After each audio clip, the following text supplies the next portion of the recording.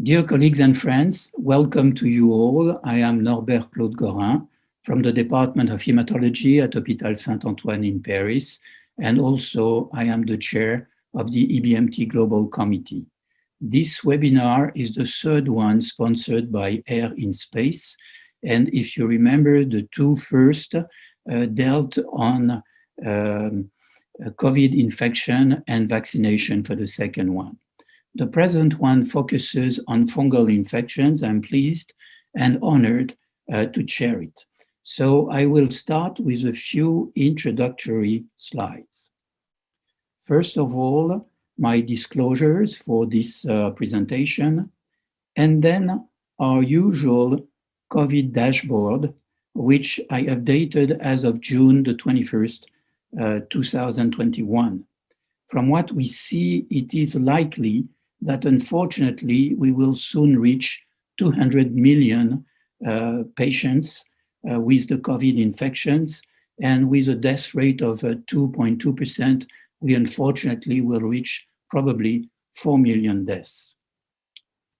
Regarding vaccination, this slide shows per country the number of vaccination doses administered for 100 people, and whenever it goes over 100, of course, it just means that some people did already receive 2 vaccinations.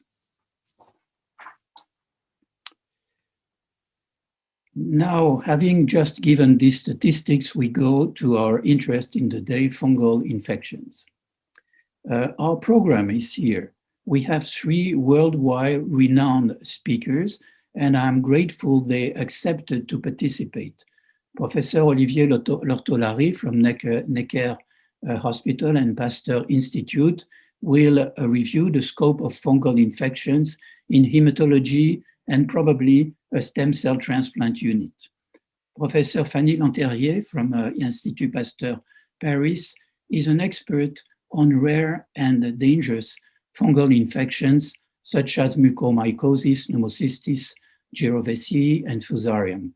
And finally, Professor Monica Slavin from Melbourne will review the drugs we have against fungal infections and probably will tell us about the new tools we may have.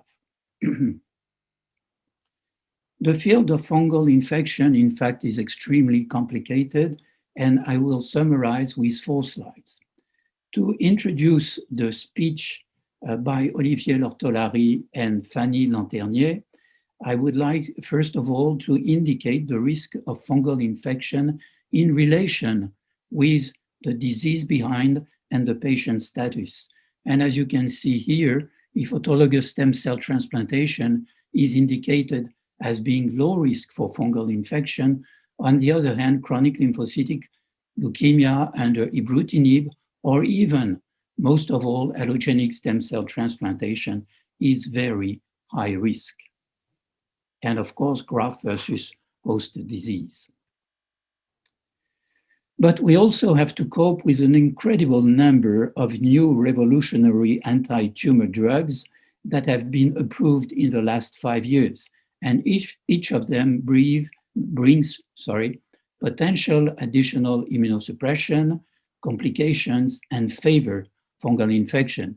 And as an example, you would take CAR T cells, which destroy with the anti-CD19, for instance, for the treatment of ALL B cells. To introduce the speech by Monica Slavin, this slide was presented at the last annual EBMT meeting by Johan Mertens, and it shows you the currently available anti-fungal drugs. I'm sure that Monica Slavin will detail this and add additional drugs.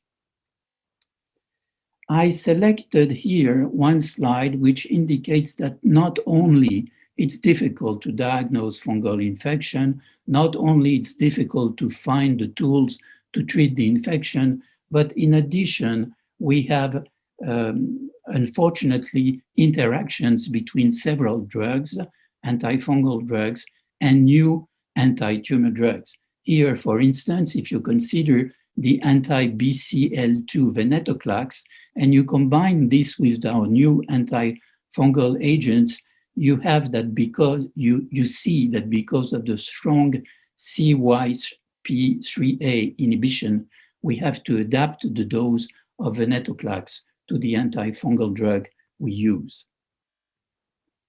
Finally, I will show you the experience of fungal infections in China, in Beijing, as reported by Yuqian Sun, who spent a year in our institution and went back, did a multi-center retrospective analysis of all these invasive fungal infections.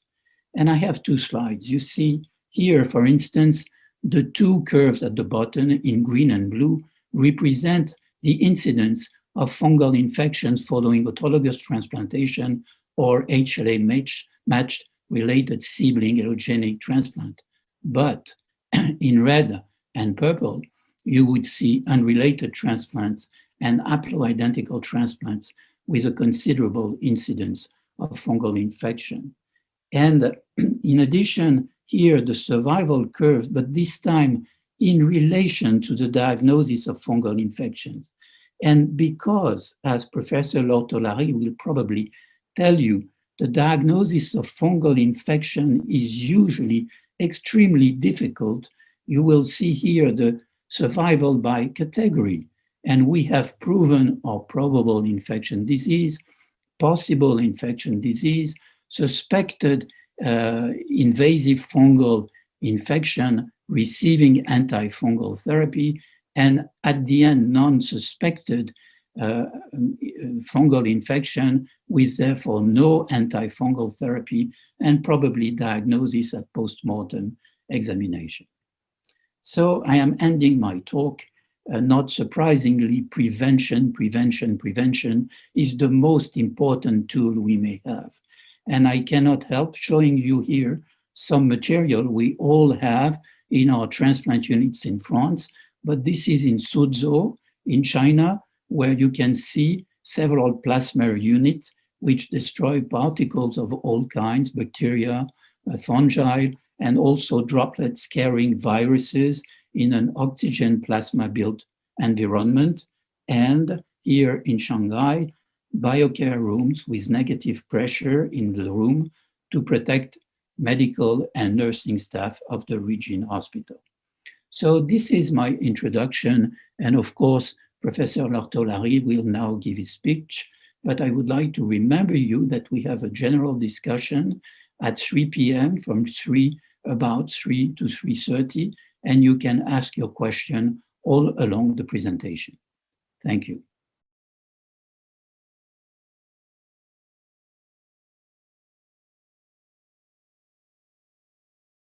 Good morning, everybody. My name is Olivier Lortolari. I'm professor of diseases and tropical medicine at the University of Paris.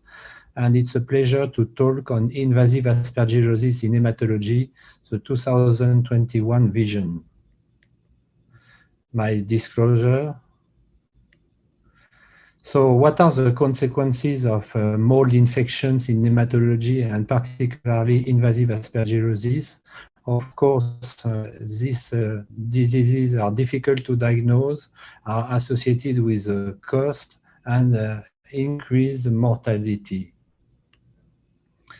If we look to the distribution of invasive fungal infection in France over a decade, we were able to do it with the public health authorities involving a large number of IFD.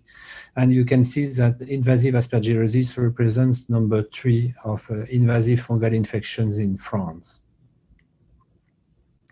If we look to the distribution of fungal infection with the National Reference Center vision, you can see that invasive aspergillosis is also number 3 following fungemia and pneumocystosis, so number 3 among invasive mycosis. Importantly, in physiology, there are important cells involved in the protection against fungi, and especially aspergillus, such as neutrophil, such as macrophages, such as dendritic cells, and more recently, over the last 20 years, the role of T lymphocytes and particularly CD4, has been illustrated. This is important to recognize that almost all important fungi responsible for human infection interact with the immune cells through receptors which are present in the membrane, such as dectin receptors, such as TLR, and Aspergillus can be controlled because such complex immunity is present with the dendritic cells, which provide a link between innate and adaptive immunity. So what are the risk factors for mold infection and aspergillosis, particularly, generally speaking? You can see on this picture that most of the cases will come from the hematology world, such as those with acute leukemia or those allo stem cell transplanted. Infection such as invasive aspergillosis are acquired exogenously through inhalation of spores until alveolar macrophages from the community, from the healthcare system, and sometimes from travels. What are the real-world data regarding the incidence of mold or the proportion of mold infection and aspergillus, particularly among allogenic hematopoietic stem cell transplant recipients? You can see that 5 to 15% of allogenic stem cell transplanted patients do develop aspergillosis in the absence of prophylaxis. This is also clear for acute myeloid leukemia and acute lymphoblastic leukemia, and we will see the situation of other hematology disorders later on. Importantly, the distribution of fungal infection shows that over time, between 2001 and 2010, there is an increased incidence of invasive aspergillosis, both in hematology patients on the A part of the slide and in hematopoietic stem cell transplant recipients on the B part of the slide. If we look to the distribution of invasive fungal infection among allo stem cell transplant recipients in the States, you can see that the number one fungus is Aspergillus, while others represent 66%. If we look to this summary table from Caira, published in 2011, you can see that the incidence measured in percentage of aspergillosis among allo stem cell transplant recipients varies according to center from 2.6% to 13.5%. So what are briefly the prophylactic recommendations of invasive fungal infections in hematology? Most of, just to say that all international guidelines on antifungal prophylaxis in acute myeloid leukemia and allo hematopoietic stem cell transplantation recommend with the A1 rank posaconazole. This is true for ACIL3, German recommendation, US recommendation, British recommendation as well. But importantly, we know that the diagnostic workup of patients under antifungal cover is different. So that means that there is no need to monitor antigen galactomannan detection in serum as well as PCR in those prophylaxed with posaconazole or even other azoles. Importantly for our practice, there are well-known breakthroughs invasive fungal disease in patients receiving posaconazole primary prophylaxis.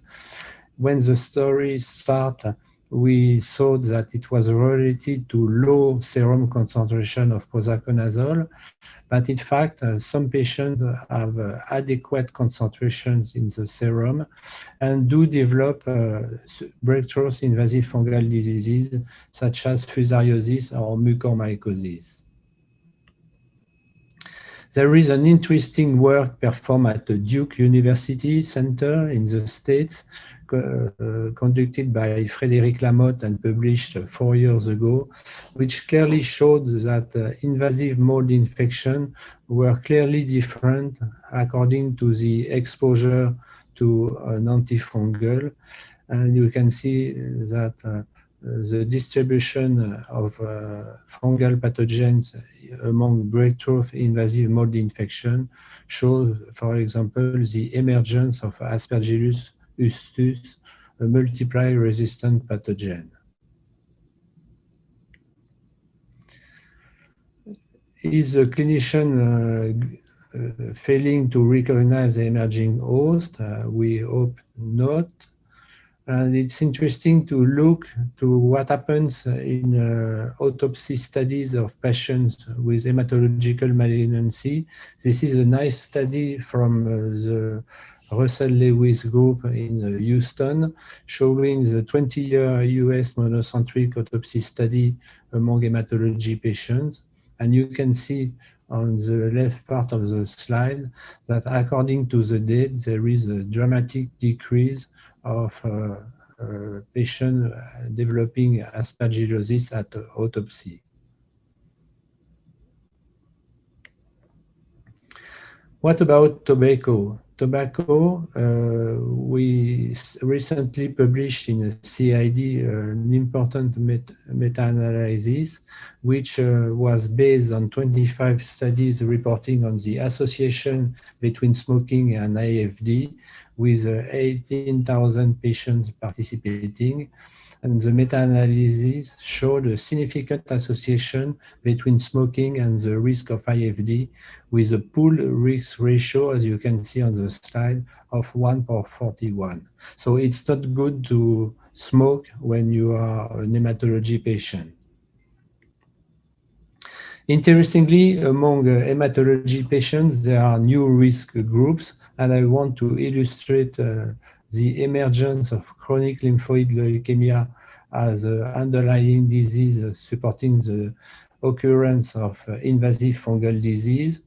Why chronic lymphoid leukemia? Because now these patients are more intensively treated, receiving purine analog, receiving the combination of anti-CD20 antibodies and other chemotherapy, fludarabine plus cyclophosphamide plus rituximab, for example. Some of these patients are also allo stem cell transplant.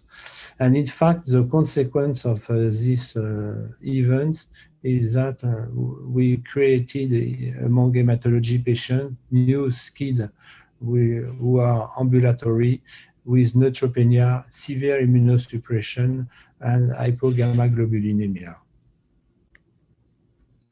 That means that if we look to the current risk factors of invasive aspergillosis in France, it's a study we published 10 years ago now, involving almost 400 patients. You can see that the proportion of hematological malignancy among all cases of invasive aspergillosis is pretty high, around 80%. And you can see that lymphoproliferative disorders now represent a total of 22% of patients developing aspergillosis in our country. What are the drug signals among patients with lymphoid malignancies now? There are 3 agents which are involved in the occurrence of invasive fungal infection: ibrutinib for invasive aspergillosis, pneumocystis, and cryptococcosis, idelalisib for pneumocystis, and anti-CTLA-4 antibodies for PGP. If you look to other recent drugs in hematology, these drugs, such as venetoclax or brentuximab or blinatumomab, are not associated with a worrying signal of invasive fungal infection. Of course, COVID has complicated the situation, and we have now hematology patients with pulmonary aspergillosis who are intubated in ICU and who have developed COVID-19, and it's a separate topic. I have no time to cover it in detail today, but it has become a major important topic among the last months. What are the other medications, and especially biotherapies, which have been associated with an increase of invasive mold infection? TNF-alpha blockers, rituximab and other immunosuppressive therapy have been associated with PGP and not invasive aspergillosis too much. IL-17 targeted agents are not associated with aspergillosis but by mucocutaneous candidiasis. And again, ibrutinib and idelalisib involved in the occurrence of pneumocystis, and for ibrutinib, aspergillosis, and particularly among aspergillosis patients, 40% of them developing cerebral localization. Among the hematology population, there are also patients with primary immune deficiency, such as chronic granulomatous disease and STAT3 deficiency. We know well this disease in our department, and unfortunately, when these prior children become adults, the incidence of aspergillosis has not decreased and is around 40% of patients when looking to the entire life of this chronic CGD patient becoming older. So what is the management of invasive aspergillosis in hematology? And if we look to mortality data, overall 44% of patients still die in the hematology setting from aspergillosis. First of all, the first measure should be to improve immunosuppressive status by reducing or withdrawing steroid therapy and reduce other immunosuppressive agents if feasible. To start early antifungal therapy, the benefit of early therapy has been suggested since 25 years now, and give the most appropriate therapy. So briefly, I make you reminding that voriconazole was compared 20 years ago to amphotericin B and showed non-inferiority and even a superiority. Superiority because voriconazole has a great tissue distribution, as you can see, in lungs, spleen, kidneys, bone, brain, and cerebral spinal fluid. The impact of initial therapy of invasive aspergillosis has been clearly demonstrated by Raoul Herbrecht in the seminal paper in New England 2002, and that was confirmed by our data. Also, the power is less significant, clearly showing that the voriconazole compared to other antifungal use as a primary treatment has a superior effect and superior survival. This is also illustrated by the Strasbourg study published by Nivois. This has been also demonstrated for the early survival, which was better in voriconazole-treated patients at Saint-Louis Hospital in Paris. So voriconazole was associated with increased survival at 12 weeks, but not at 12 months. So the decrease has been reported to be by 70%. The problem of Aspergillus in hematology, at least in several countries, is the occurrence of azole resistance. And you can see the world map published 4 years ago showing the distribution of azole-resistant Aspergillus fumigatus with 2 seminal mutations described on the screen. And there are different AA or TR substitution in CYP51A, making different phenotypes. And according to phenotypes, we have the close correlation with the mutation. So detection difficulties means, do we have to use phenotypic method or genotyping? Of course, at the reference center, we use both, and we are here in France to confirm the occurrence of such resistant strains. Aspergillus fumigatus resistant is a particular problem in Netherlands with increased mortality at 6 weeks or 3 months. And the laboratory today can help by culture, can help by PCR, and looking for mutation. If the mutation are present, voriconazole cannot be used. If the mutation is not here, voriconazole can be continued. So the PCR used in practice is aspergillus, for example. So no mutation, continue voriconazole. Mutation, consider to switch for liposomal amphotericin B, or with an attitude I don't recommend myself, which is the combination of voriconazole and echinocandin. Combination therapy for invasive aspergillosis has not been shown to be successful, so still monotherapy as a first-line strategy. And there are important considerations for voriconazole. Therapeutic drug monitoring has to be secured.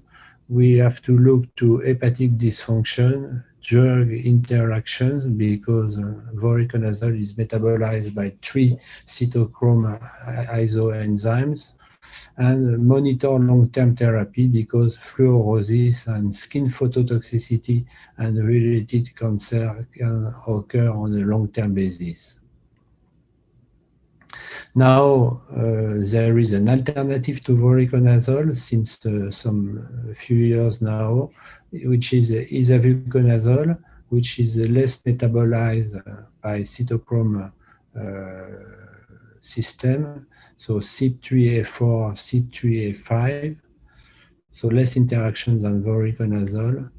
And isavuconazole versus voriconazole for primary treatment of aspergillosis has been shown to be non-inferior. So we are secured that isavuconazole can be an alternative to voriconazole first-line therapy. What about increasing the dosage of ambisome liposomal amphotericin B in invasive aspergillosis? So the outcome is not different than with conventional dosage. So please continue to use 3 milligrams per kilogram per day of liposomal amphotericin B if you cannot give isavuconazole or voriconazole. So the recommendations are obviously A1 for voriconazole as first-line therapy, or A1 for isavuconazole. Practice guidelines from the IDSA also recommend voriconazole. And also ECMID ECMM recommend isavuconazole or voriconazole. To end my talk, just to mention that 3 months ago, an important trial, a randomized prospective double-blind, double-dummy, has compared posaconazole with voriconazole for primary treatment of invasive aspergillosis. The primary objective was to look for cumulative all-cause mortality until day 42 between 2013 and 2019. The mortality was indeed 15% in the POSA group and 21% in the VORI group, which was highly significant, while side effects were less observed in POSA group compared to VORI group. So POSA is non-inferior to voriconazole and better tolerated as a primary treatment of invasive aspergillosis among hematology patients. So to conclude, I think it's important that we try the few ID physicians working with hematologists to a more individualized approach of invasive mold infection and particularly invasive aspergillosis in hematology patients. So we deal with prior antifungal therapy, we deal with resistance, we deal with PKPD, we deal with immunosuppression and immunoreconstitution, we deal with host genome. So all these parameters have to be integrated into equation. And the last but not the least, I wanted to create a group which name would be Advance Against Myth Aspergillosis. So you can see that managing appropriately a patient with invasive aspergillosis needs the contribution of radiologists, clinicians, biologists, and endoscopists. Thank you very much for your attention.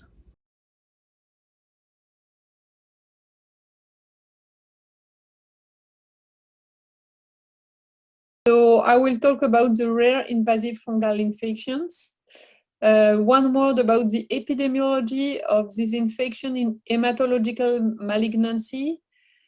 These infections are recently modified due to antifungal prophylaxis, also the better fungal identification, and also early diagnosis with non-invasive diagnostic tools. There's also new antifungals or new formulations of antifungals. Going to French epidemiology of invasive fungal infections, you can see here that 43% of patients developing this infection have hematological malignancy or cancer. And so concerning the rare mold infections, mucormycosis, fusariosis, and pseudosporiosis are between 1% and 3% of all invasive fungal infections. So while we focus on those three infections. You can see on these reports that if you will look at patients developing invasive mold infections that are either breakthrough or non-breakthrough, the epidemiology is very different. The breakthrough mold infections include less infections due to aspergillosis. Mucorales are the first with other molds leading cause of breakthrough mold infection. Then we find Fusarium and Pseudosporium. So when we take care of a patient we suspected to have invasive mold infection, to know if the patient is receiving active mold prophylaxis is very important.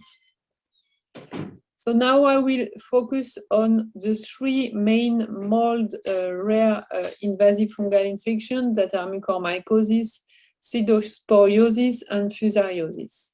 Concerning the mucormycosis, so hematological malignancy represents half of the patients. If we now look at the location of the infection in patients with hematological malignancy, the most frequent location is lung, then disseminated infections that represent a quarter of the patients, and rhinocerebral or cutaneous infections are less frequent. These infections are complicated with very high mortality because survival is only 43% at 3 months. You can see on this graph that patients with hematological malignancy, which is the red curve, have a lower survival than other patients. If we now focus on hematological malignancy patients that are hospitalized in intensive care units with mucormycosis, the survival probability is even lower, as you can see here. If you compare patients who had allogenic stem cell transplants, the survival rate is even lower. You can see them on the red graph. It is important to have in mind that mucormycosis, even in hematological setting, can be healthcare-associated infection. Then the location is different. It's mostly skin infection, as you can see on this photograph. You have to have in mind that there can be outbreaks. So when you have a hematology patient with skin infection, it's important to try to find the source of the infection to try to avoid an outbreak. The clinical presentation of mucormycosis can be lung, rhino-orbitocerebral, skin, digestive, or disseminated. Concerning the rhino-orbitocerebral form, it's mainly invasive sinusitis with cranial nerve palsy, palatine necrosis, and terminal necrosis. Exophthalmia and chemosis are associated with higher mortality. On the CT imaging, you have invasive sinusitis with bone lysis. The endoscopy will be very important for diagnosis, being able to show some necrotic tissues and to take samples to prove the diagnosis. Concerning the lung infections, the computed tomography will help to guide the diagnosis. It can be non-specific images, but also the reverse halo sign, which is not pathognomonic, but highly evocative of mucormycosis. In this study that compared pulmonary mucormycosis from hematology patients in either neutropenic or non-neutropenic patients, you can see here that this reverse halo sign is highly associated with neutropenia. So you really need to advocate mucormycosis if you face a reverse halo sign in a neutropenic patient. As we talked about the COVID area, and mucormycosis, it was seen that cases of mucormycosis were reported in COVID patients, with those first reports in diabetic patients who received corticosteroids for severe COVID-19, and that after between 10 and 15 days, developed mucormycosis, with these 2 cases of rhino-orbitocerebral mucormycosis and 1 case of gastrointestinal infection. Lung infection is also possible, as you can see here in this male who had severe COVID infection and cavitary lung rhizopus infection. As you probably heard, there's a very important emergence of mucormycosis in India in COVID-19 patients who are mainly diabetics, treated with corticosteroids for their COVID-19 and who develop rhino-orbitocerebral infection. So now declaration is mandatory for these patients. There's this bigger study who looked at SARS-CoV-2 patients with uncontrolled diabetes and corticosteroids who developed invasive fungal infection of the maxillofacial region. You see that mucormycosis is the first infection. In this larger series of 41 published patients with COVID-19 associated mucormycosis, you also can see that most patients had rhino-orbitocerebral or rhino-orbital infection, but only a very few patients had EORTC risk factor, so very few hematological malignancy patients in this series. How to diagnose mucormycosis? So you need a sample for the site of infection, and there's these very interesting tools that helps do earlier diagnosis, which is mucorale qPCR that can be performed in serum of patients. And in this publication, you can see that 81% of mucorale patients had qPCR positive in serum. And then this qPCR was positive 9 days before mycological diagnosis. So it can help to diagnose this infection earlier. The negativation of the qPCR is associated with better survival. This PCR was studied for screening of patients in critically ill burns patients, and you can see that in the period where patients were systematically screened, the mortality of patients due to mucormycosis did become lower. How to treat mucormycosis? So it's very important to treat early. It's really an emergency that has to associate the control of the risk factor, a surgery for most of locations, and the choice of the good antifungal. Concerning surgery, it's very important in rhino-orbitocerebral infections. You can see here that patients who had local control of infection and extensive surgery with a second look had a better survival. The question is, when should we perform surgery in pulmonary infection? So there's not really a clear answer for that. In this publication that looked at both pulmonary aspergillosis and mucormycosis, patients were either operated in emergency or with elective surgery. So in these publications from mucormycosis in intensive care units, they found that patients that had surgical intervention had really better survival. We know that there's always a bias as the most severe patients cannot be operated. However, even in the hematological malignancy group, the survival was really better for patients who had surgery. So early treatment is associated with better survival. Concerning the MIC of the different mucorales strains, you can see that MIC to posaconazole and polyN are very low, compared with isavuconazole MIC that are quite high.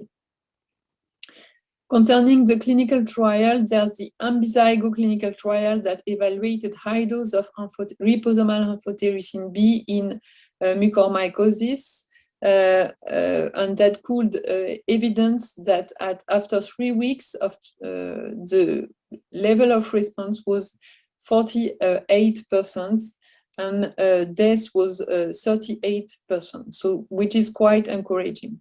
Concerning the isavuconazole in mucormycosis, there's a VITAL study that studied efficacy of isavuconazole in primary treatment of mucormycosis, and that assessed that the response after 42 days of treatment was 14%. So comparison of the two studies shows that the level of response to isavuconazole is lower. However, this is not a comparative study. So we just should be cautious when using isavuconazole in first line for treating mucormycosis. In these global guidelines for the diagnosis of management of mucormycosis, you can see that the recommendation is first surgical debridement with clean margins for mucormycosis, and then liposomal amphotericin B, high dose, mostly when there's brain involvement, it's 10 milligram per kilogram per day. Otherwise 5 milligram per kilogram per day, or when not possible, isavuconazole IV. So in conclusion, for mucormycosis, it's very important to have a radioclinical suspicion very early.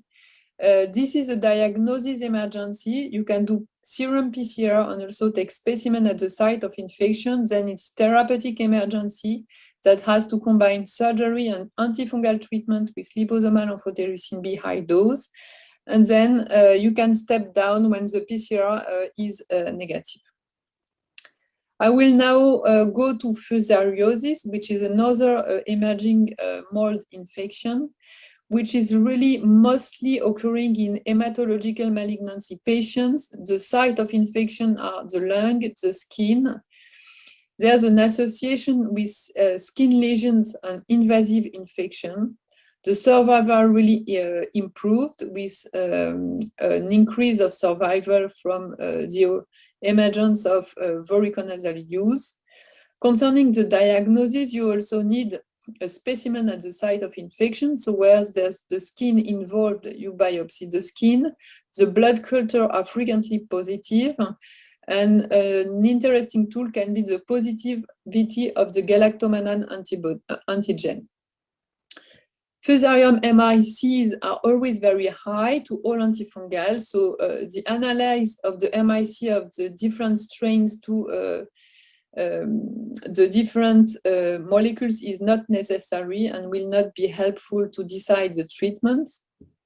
Voriconazole from this study that was associated with better survival of the patient is the cornerstone of the treatment. Concerning the pseudosporiosis, there's a very important, the strain of the infection is important because the epidemiology varies according pseudosporium species. So collecting 19 cases of invasive pseudosporiosis in France, we could show that in our country, half of the patients were infected with Pseudosporium apiospermum, 17% with Pseudosporium boydii, and 15% with Lomantospora prolificans that was previously known as Pseudosporium prolificans. We could evidence that Lomantospora prolificans was associated with malignancies, mainly acute myeloid leukemia, associated with disseminated infection with frequent positive blood culture in most of the patients, and that 3 months mortality was very high, 67%. Concerning Pseudosporium apiospermum, it was associated with malignancy, lymphoid leukemia, chronic lymphoid leukemia. It was associated with skin or isolated osteoarticular infection, and the fungemia was very rare. By contrast, Pseudosporium boydii was associated with transplantation, with isolated pulmonary infection, and fungemia was more frequent.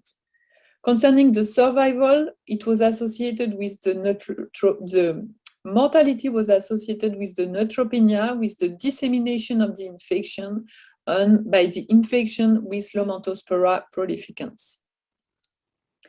If we focus on pseudosporiosis in hematological malignancy patients, half of the patients were neutropenic, a third of them had breakthrough infection, half of the patients had localized infection that was mainly lung infection, and half had disseminated infection. When you focus on disseminated infection, you can see that a quarter of the patients had brain involvement. Therefore, brain MRI is important when taking care of those patients. The mortality was 48% at 3 months. So concerning all the cohorts in the disseminated infection, 2 locations were very important. CNS infection that was present in 40% of disseminated infection, and cardiovascular infection present in 33% of infection. If we focus on pseudosporiosis in Australia, you can see that epidemiology is very different. That is important to note that the epidemiology of these molds that come from the environment will vary according to the country. In Australia, there's an emergence of Pseudosporium aurantiacum, and you can see in this comparison of Pseudosporium aurantiacum to Pseudosporium apiospermum that in this cohort, hematological malignancy patient was very low, with only 1 or 3 patients in the different groups. So for pseudosporiosis, there's a diversity of clinical presentation. The dissemination to CNS is very important. Mortality is half of the patient, and there's an important influence of the infected spaces. So in conclusion, for invasive mold infection, there's an epidemiological modification. The new non-invasive diagnosis tool will help for early diagnosis. There's a very important of sampling the tissue to go to the species identification. It's important to be aware of the MIC interpretation. Thank you for your attention.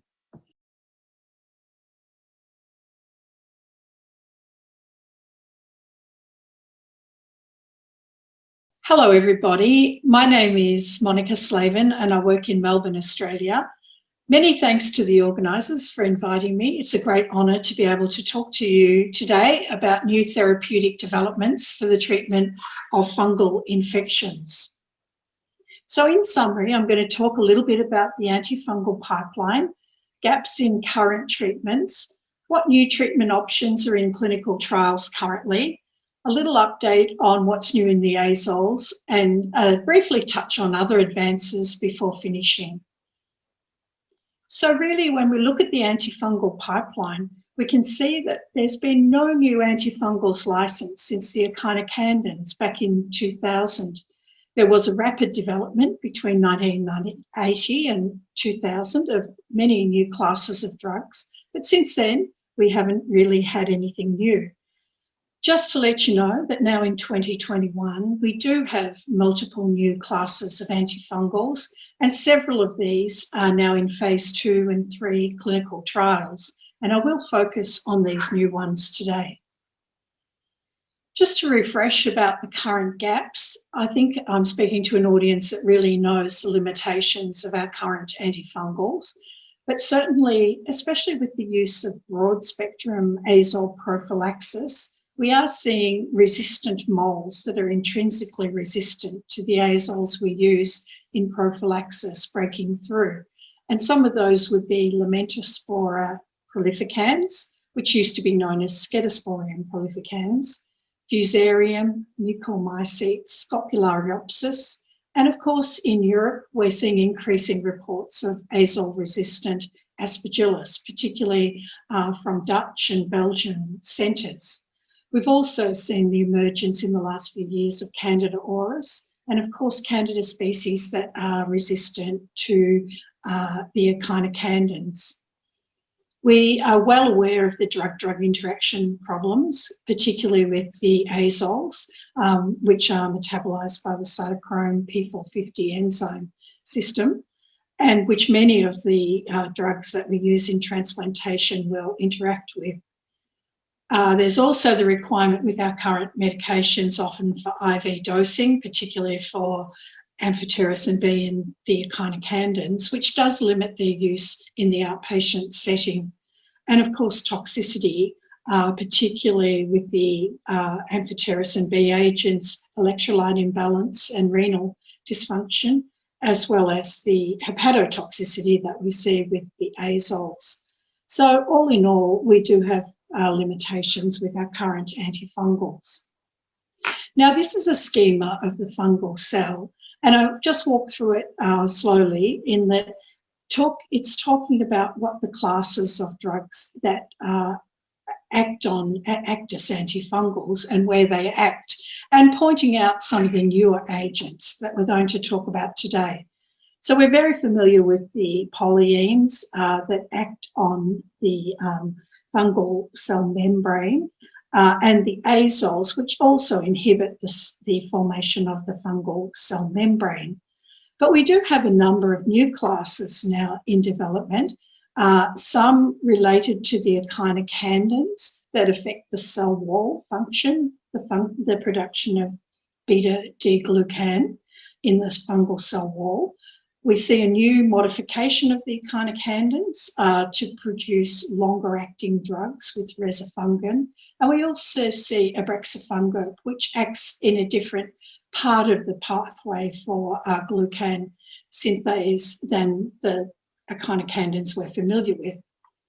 We also have some exciting new drugs that actually act on the structure and integrity of the fungal cell wall with these fungal surface proteins. And these are important anchor proteins providing structure to the fungal cell wall. And so we have a drug that inhibits the production of these called phosphomanogepix. So this is a completely new class of action. Likewise, with olorifim, we also have another new class of action. That is a drug that inhibits pyrimidine synthesis and so affects production of the components of the fungus that are essential. We also have another class of drug which takes advantage of siderophores. So all fungal cells take up iron, and there is a special pathway for iron to enter the fungal cell in siderophores. So this drug takes advantage of this pathway to gain entry into the cell, but we don't know its exact mechanism of action. And this is another new drug that's in studies for the treatment of Aspergillus. So as you can see, the field is changing, and we're seeing drugs that act in different mechanisms to what we're familiar with in the past. So just to recap on those, we talked about resifungin, which has improved features from the other echinocandins. There's a structural modification that means that it's got a very long half-life and can be given weekly. And this may be an advantage for outpatient therapy, for example. We also have these new drugs that act on new targets and novel mechanisms of action, such as brexafungin, which is currently in trials for combination therapy. Phosphomanogepix, which is again totally new on the GPI anchor synthesis of the cell wall, which seems to have good activity against many of the resistant molds, as does olorifim, the drug that acts on pyrimidine synthase. Again, very useful for the resistant molds. So I've just summarised these new fungal cell wall drugs in this slide, looking at where they're currently being studied. And I think with the resifungin, the modification with weekly dosing, we see it being used in the treatment of invasive candidiasis. There's a phase 3 study comparing it to caspofungin. And of course, there's an interest in using it in prophylaxis in stem cell transplant. And there's a study that's been designed to look at it in that setting. Reason being that it does have some activity against Aspergillus and PJP, as well as Candida. So maybe an option for once weekly dosing as prophylaxis. So that study, I think, is yet to begin. Turning to the new glucan synthase inhibitor, brexafungin, again, this may have some advantage in the resistant Candida. It's also very effective for PJP and is synergistic for Candida and Aspergillus. And so it's currently undergoing phase 2 study for combination therapy to treat invasive pulmonary aspergillosis, as well as study in refractory or intolerant Candida infections, including Candida auris. As for phosphomanogepix, the cell wall structural protein inhibitor, this is also quite a broad spectrum agent and seems to have some activities against many of the quite resistant molds, including Fusarium, Scedosporium, Lamentaspora, some Mucorales, and is currently being in phase 2 trials for candidemia and for refractory or intolerant mold infections. So these are the new drugs that act on the fungal cell wall. There are the new drugs also that act on fungal metabolic pathways, and I've mentioned olorifim, which is a pyrimidine synthase inhibitor. And this seems to have activity against some molds, but not all molds, particularly for Aspergillus and Lamentaspora, Scedosporium, and some Fusarium. But it does have gaps. And so where we're using this to treat a highly resistant mold, we still need to consider whether the patient might need Candida cover if they're, for example, requiring anti-Candida prophylaxis. So it does miss out on the yeast. It doesn't cover the yeast, and it doesn't particularly cover Mucorales. So this is also in a phase 2 study at the moment, which is enrolled over about 100 patients with refractory or intolerance of treatment for mold infections, and is about to start a phase 3 study in aspergillosis compared to liposomal amphotericin B. The final drug is that very interesting one that uses the siderophores, the ion uptake mechanism, to get into the cell, and it's not quite sure how it actually acts once it's within the cell, but it does seem to have activity against Aspergillus and some of the drug-resistant Candida. Now, there was a study underway, a phase 2 study, looking at it in aspergillosis, but because of slow recruitment, that study is temporarily on hold, I believe. But I still think this could be quite an interesting and valuable drug to study further. This is just an example of one of our patients who was actually on the olorofim study, the pyrimidine synthase inhibitor, which has activity against some of the resistant molds. And this was a lady who was undergoing hypercVAD chemotherapy for T-ALL and developed a disseminated lamentaspora infection during her neutropenic phase. She was treated with combination antifungal therapy, including voriconazole, terbinafine, and echinocandins. But 6 months later, presented with progressive infection. She developed an L4-5 discitis and osteomyelitis, despite being on continued antifungal therapy and having her chemotherapy paused. So you can see here the very hot increased uptake on PET in the vertebra here, and over time, the reduction in uptake, which was accompanied by symptomatic improvement. And she received this agent for a year. So I want to talk a little bit about the azoles because there is some new information on the azoles in antifungal therapy. The first study to mention, which I'm sure you're probably aware of as it was published a few years ago now, is the savuconazole versus voriconazole multi-centre non-inferiority trial. And this was for mold disease, but actually when you look at the patients enrolled, they were predominantly pulmonary aspergillosis patients. And this drug was non-inferior. I've just cut out the primary endpoint here was the day 42 all-cause mortality, which was similar across the two drugs, hence reaching non-inferiority for the savuconazole. And when we look at the Data Review Committee assessment of overall response to the fungal infection to the drug, very similar response rates with complete partial response rates here shown. So overall, a favourable result for savuconazole. But what was clear from the trial is that there were less skin issues, less eye and visual issues, and less hepatic dysfunction with savuconazole than voriconazole. Although these side effects still did occur, they were less frequent. There was also some other advantages for savuconazole. The one disadvantage is it's more expensive, but certainly there are less drug-drug interactions because it's primarily metabolized by CYP3A4 and doesn't have the wider effect on CYP enzymes that voriconazole has. And one interesting feature of it is that it shortens QT interval, where we know all the other azoles tend to prolong QT interval.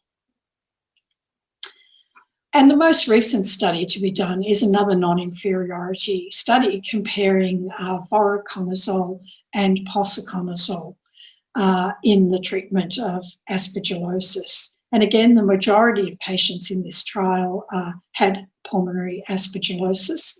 And again, non-inferiority was shown for posaconazole.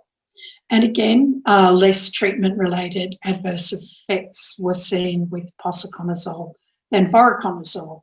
But there are some cautionary notes to take into account when we think about using posaconazole as our first-line treatment for invasive aspergillosis. One of them relates to the poorer CNS penetration of posaconazole than voriconazole. So if we had a CNS lesion, voriconazole would still be our first-line choice in that situation. And of course, recently described has been a syndrome of pseudo-hyperaldosteronism with posaconazole. This is an interesting syndrome, and it's really only been seen since the tablets have been available, and we're seeing patients who are achieving higher serum levels with the tablets than what we previously saw with the oral solution. And this syndrome is associated with a low potassium and a high blood pressure and feelings of weakness, nausea, vomiting. And more commonly seen in patients who have hypertension and in the elderly and in people who achieve quite high serum posaconazole levels. So just something to be aware of in that situation. What about the new interventions? Certainly we've heard about adoptive T-cell therapy as an option for many different infections after allogeneic stem cell transplant. And also there's a lot of research going on currently with the microbiome and mycobiome, looking at immunity and looking at risk for infection. So I'll just briefly touch on these before I finish the talk. Looking at T-cell adoptive immunotherapy, we can see that there over the years have been multiple reports of clinical scale production of Aspergillus-specific T-cells for invasive aspergillosis. And although a lot of groups have described producing these T-cells, there's probably much less experience that I could find in the literature with actually using them in patients with infection. Certainly, one study from Italy a few years ago described using them for treating invasive pulmonary aspergillosis in 10 patients and described a better outcome in these patients than in controls who did not receive the T-cells. A small study, but I guess something that showed promise in treating aspergillosis. And recently there's been a study from Australia looking at polyfunctional T-cells with activity against many infections, including viral and Aspergillus fumigatus as prophylaxis.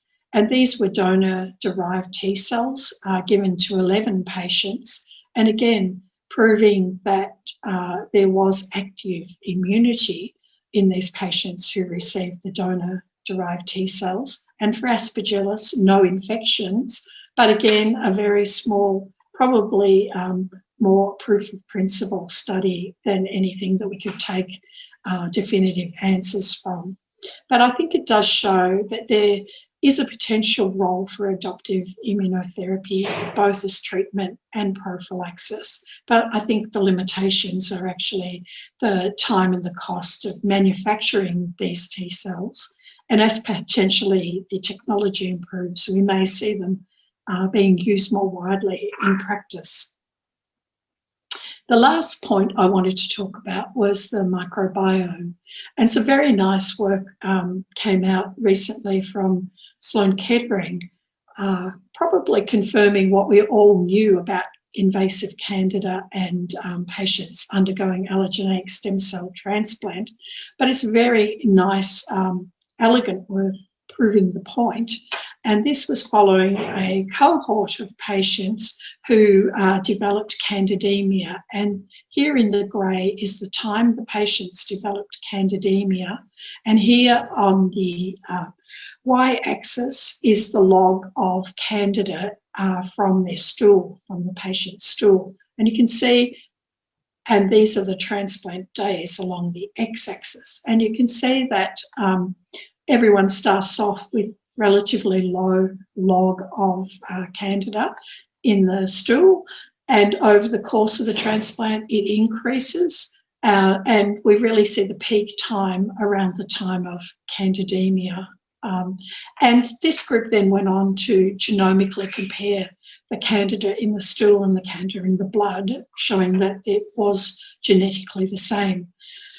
But what's interesting is that this was associated also with decreased bacterial burden. So as the candida increased, the bacteria decreased in the gut microbiome, as did the diversity of bacteria seen, especially the diversity of anaerobes. So this does indicate that there might be an opportunity to intervene here and modify the microbiome in order to prevent this invasive Candida infection. So I think that's some very interesting work for future. And the last study I wanted to point out is another really interesting one about the gut microbiome and immunity to Candida infection. And this was done by a global group, including workers from Europe and France, who contributed to these very interesting studies looking at the receptors for Candida in the gut. So these are the gastrointestinal tract cells. Here are the particular receptors, and it's been shown that CARD9, CX3CR1, these macrophage with these markers are really the receptors for the Candida, and they take up the Candida, carry it to the spleen where specific immunoglobulins are made and released systemically. And this seems to be very critical to preventing against disseminated Candida infection, so that in the patients and the mice in these studies that did not have these CARD9 macrophages, they would get a disseminated Candida, including Candida meningitis, compared to those that had the CARD macrophages and produced the antibodies. They were relatively protected against disseminated Candida infection. So again, very interesting work showing how we may be able to intervene in the processes of immunity or to actually modulate Candida infection. So I'll finish the talk there, but I guess we've touched on a number of topics here. The first is the new therapeutic options for fungal infection, which include new antifungals, very promising, with improved or novel mechanisms of action, which will address some of the limitations of our current antifungal drugs. We can see that there are oral formulations of these newer agents. There's the opportunity to do intermittent dosing with those that the resofungin with the prolonged half-life, and several of these newer agents overcome current antifungal resistant mechanisms such as azole-resistant Aspergillus, echinocandin-resistant Candida, and some of the intrinsically resistant molds and yeasts. So these are quite exciting, and are very much looking forward to the results of these phase 2-3 studies, which should all be coming out in the next 12 to 18 months. We've talked about the new data on the azoles, particularly as savuconazole and posaconazole for the treatment of invasive aspergillosis. And I think a big area for future research will be on microbiome and how we can modify it to prevent infection, and to look at new treatment approaches such as adoptive T-cell therapy coming into more widespread use. We know that the technology is there. It's just a matter of making it more accessible to our patients. So I thank you for your attention, and with that, I will finish the talk. Thank you.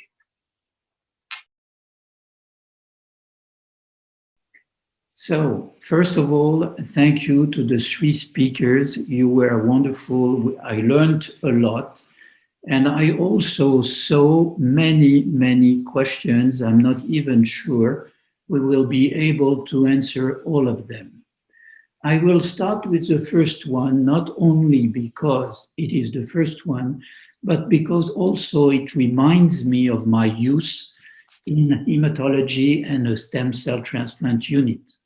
So Esteban Arrieta Bolaños wants to know if there is any role for granulocyte transfusion in invasive mold infection.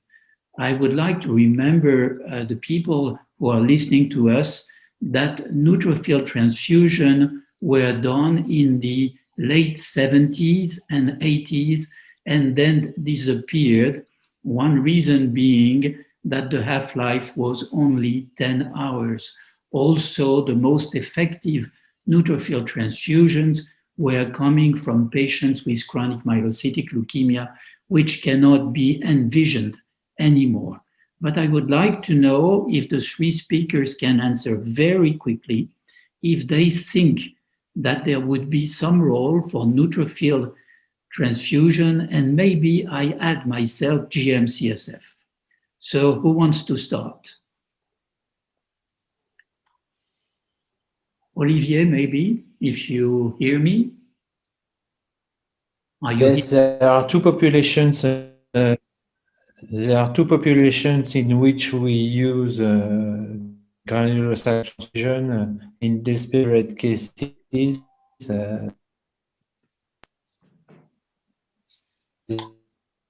We cannot hear you. Or rarely, as Fanny said, mucormycosis. So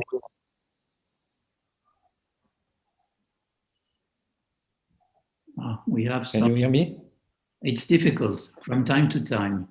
Try again. Can you hear me? Yes. Okay, so we use granulocyte transfusion in case of desperate mold infections, either in CGD or in acute myeloid leukemia. We have not to forget that as hematologists, you know that it's not always good before allo stem cell transplantation for immunization reasons. So we have used it for few cases over the past 2 or 3 years. Okay. And Monica, what would you say? Does it happen that you do that? We do, but very occasionally. And we also use it, we must remember that there has to be an endpoint to it. So we usually use it when we expect neutrophil recovery to occur, just to support a patient until their neutrophils recover. Okay, and what's the opinion of Fanny Lanternier? Yes, in some refractory cases of mold infections with neutropenia. But very rarely, because we always fear the worsening for the lung infections after the granulocyte transfusion. Yes. You think that we can worsen the symptomatology by infusing neutrophils.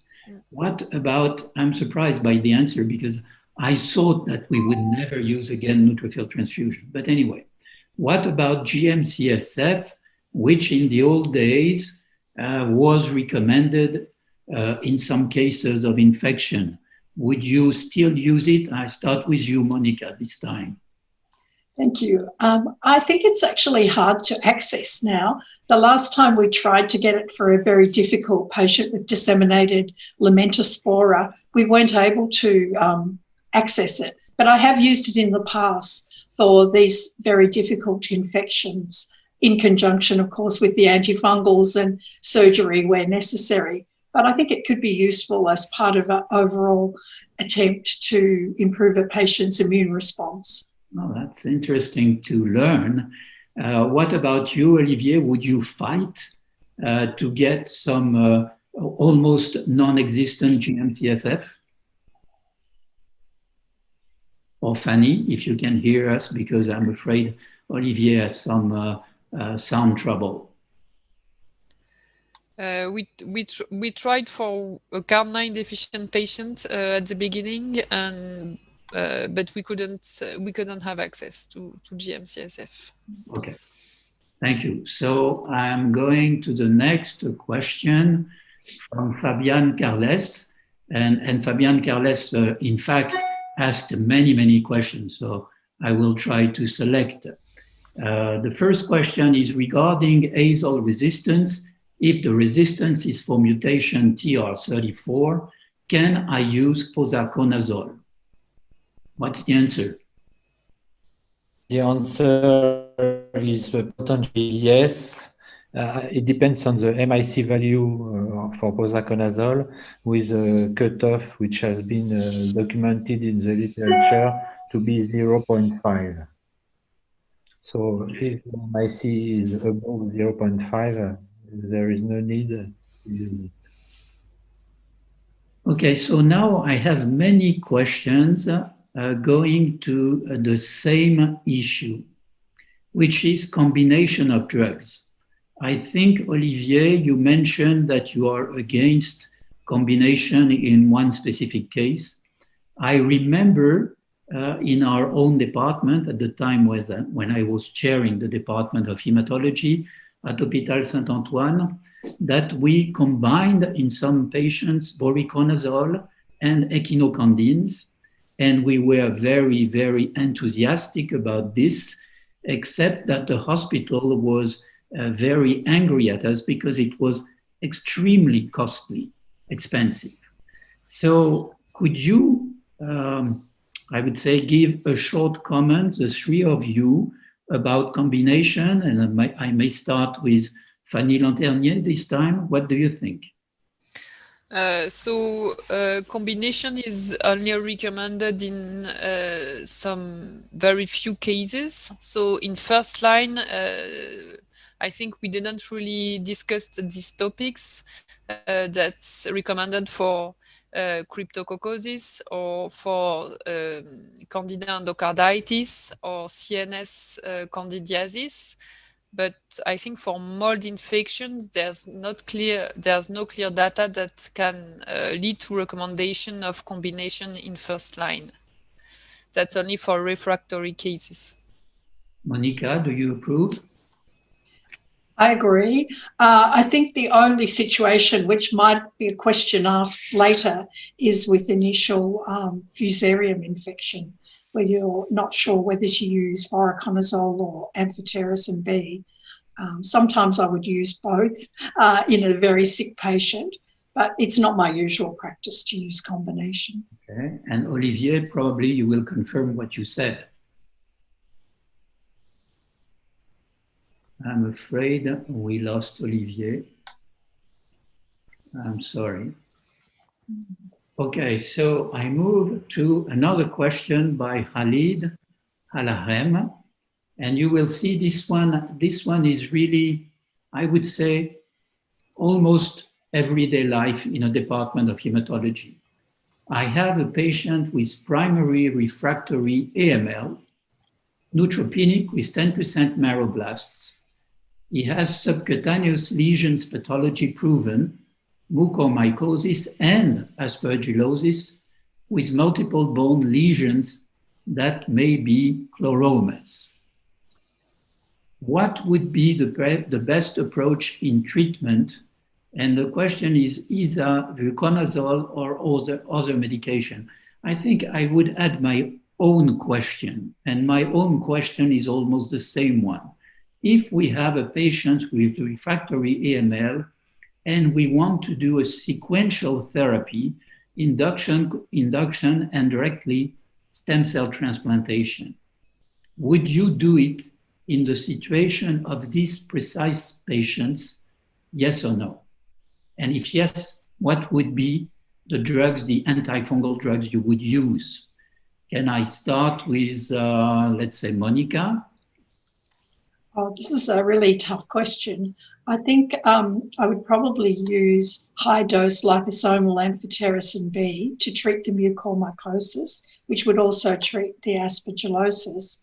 I would try and surgically resect whatever was resectable, if possible, and if the patient was up for that kind of surgery. Certainly the subcutaneous lesion, it might be good to resect and try and minimise the burden of infection if possible. I think I would try and give the patient several weeks of high-dose antifungal therapy before contemplating going to a transplant.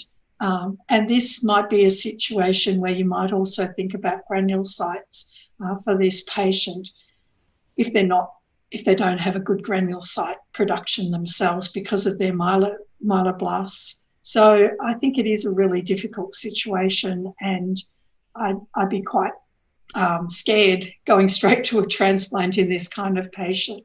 I would like to get a bit of antifungal therapy and try and reduce the burden of infection. My only comment, I mean, I agree with you, but I would be concerned that if he has or she has a refractory leukemia, we may not have 1, 2, or 3 weeks before us to use only antifungal therapy. And we would probably go to both treatment, chemotherapy, transplant, and antifungal therapy, but I don't know.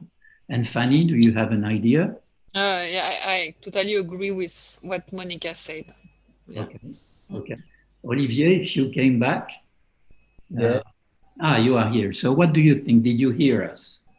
Yes, I could hear you. I also agree with Monica and Fanny. I would consider liposomal amphotericin B as the first drug, then long-term Isavue or Pozan now. Right, but then I would ask another question because I think you are the one, I'm not sure, who mentioned that 3 milligram per kilo of liposomal amphotericin B was in what you presented, I don't remember which fungus, identical to 10 milligram per kilo. And I remember when I was younger that 10 milligram per kilo was used several times in view of severe disseminated fungal infection. So in this particular patient, would you use 3 milligram per kilo, or would you consider that 10 milligram per kilo is what to do? I might go ahead. Okay, so just to say that persistence has been studied in the field of aspergillosis and mostly pulmonary aspergillosis, so we don't have clear data if in CNS aspergillosis 10 would be better than 3. So that's my first comment. So in aspergillosis, in pulmonary aspergillosis, no evidence for the combination, and in crypto, no documentation showing that 6 could be better than 3 milligram per kilogram per day. So only in CNS mucormycosis, as Fanny said, is a recommendation today of 10 milligram per kilogram per day of liposomal amphotericin B. Okay. So next, that's for Fanny. qPCR for mucormycosis. So Q means quantitative. Does this mean that you will follow the efficacy of the treatment by qPCR? Is it also not only a tool for diagnosis, but a tool for treatment? So it's a good tool for follow-up. The data we have, because we have not so much, are that the negativation of the blood PCR is correlated with a good outcome. So I think the follow-up of the blood PCR is a good tool. But I cannot give you the reduction in CT that is correlated with a good outcome. I think we do not have this data. Okay. So let me see. Now we have an anonymous question. I don't know where it comes from, but it's interesting. Again, what would be the best empirical antifungal therapy for a patient with suspected Candida auris fungemia in a resource-limited setting with only fluconazole, micafungin, and amphotericin B available? Who is going to answer that? Olivier, if you now are okay technically, what would you do? A very tough question because it's already difficult to treat such an infection in a Western country. We know that more than auris isolates are resistant to flu.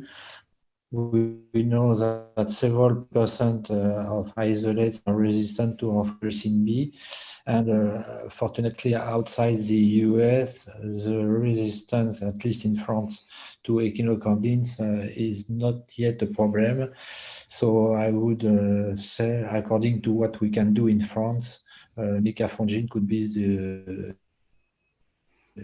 I don't know what will say Fanny and Monica. Okay, so quickly, Fanny, quickly, because... yeah, I would say the same. Yeah, micafungin.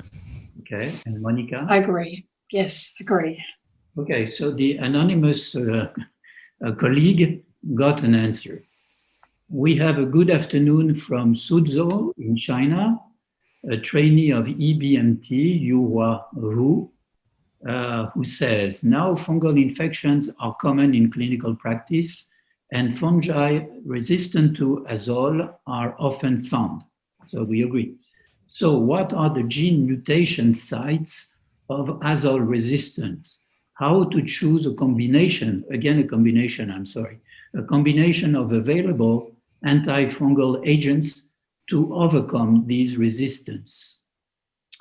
So this makes me think of one of your last slides, Olivier, but who wants to answer this? Well, I might say something. I think that as Olivier showed, the TLR34 mutation is the common one that's associated with environmental exposure. There are other genetic mutations as well, and there are also different mutations associated with resistance in patients who've had long-term exposure to antifungal agents and poor clearance of the fungus, like with chronic pulmonary aspergillosis. So it really is dependent on the clinical setting, but in the hematology setting, probably the TLR34, and it might be worth avoiding an azole in that situation and going for amphotericin B-based treatment. But I'm interested to hear what the others say. It seems to me that whenever we have trouble, we go back to amphotericin B. I mean, it's amazing. It's amazing to me. I have still 2 questions. So I think it's for you, Monica. You mentioned the microbiome, but biome, I don't know how you say that. As you know, the microbiome is of considerable interest in all diseases and especially in stem cell transplantation. And nowadays we are doing fecal transplants for many reasons, one being prevention of GVHD, and the second one, treatment of severe infection. Do you think the use of microbiome could be, in the coming 5 years, of the same importance as we do mycotransplants? Well, I think I was pointing that might be something for the future. I think we're still very much understanding the microbes that make up the mycobiota and microbiota. So I don't think we don't know what we're doing if we give a fecal transplant. We don't know what organisms we're transferring. We don't know what long-term disease risks we might be transferring. And I think it's up to us to really study it better and to study the intersection of the immune response with the microbiome and with the intermediaries produced by the microbiome, such as all the chemicals produced that probably modulate the immune system. So I think maybe not in 5 years, but we may have a better understanding of what we need to do in 5 years. Okay. So, and the last question, I remember at the EBMT meeting a few months ago, there was a review also on therapeutics, antifungal infection, and I think it was Gerhard Henninger, but I'm not sure, who discussed antifungal CAR T cells. And you, again, Monica, I mean, you are the last speaker, and you talked about treatment. You spoke of T lymphocytes. Do you have any idea where we are for antifungal CAR T cells?